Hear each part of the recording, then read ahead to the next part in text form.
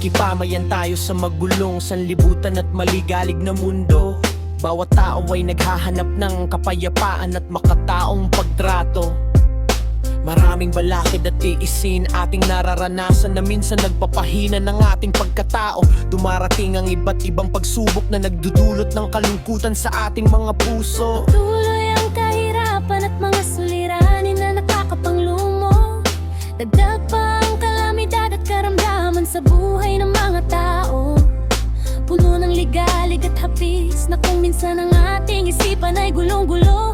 Dahil sa kasamaan at kasalanan ng relasyon ng tao sa Diyos ay hindi na nagiging buo. Focus tayo sa mga bagay na hindi pa natin nakikita na ang Diyos ang nangako. Matyaga na hintayin ang bugtong na anak sa kanyang ikalawang pagparito. Focus tayo sa kaligtasan at bayang banal na inihahanda bilang mga regalo. Pagtalagahan natin ang pagsunod sa lahat ng kanyang kautusan at maging galero. Ang tunay nating tahanan ay gawa sa mga dinto, pilak at mahahalagang bato. Pawang pag-aawitan at ang mga kaligayahan ay buong buo. Papalitan ng buhay na maluwalhati at aalisin ang dating pagkatao. Ang kaligtasan na makakamit ay magdudulot ng walang hanggang kasiyahan sa ating mga puso.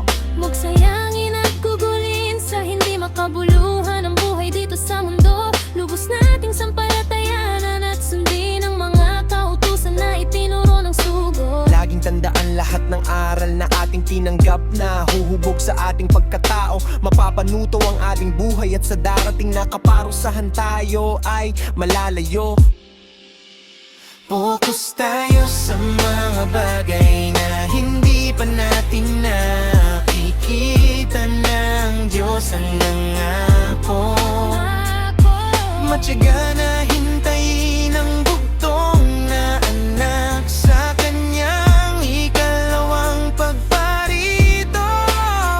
Focus tayo sa kaligtasan at bayang banal na inihahanda bilang mga regalo. Pagtalagahan natin ang pagsunod sa lahat ng kanyang kautusan at maging alerto.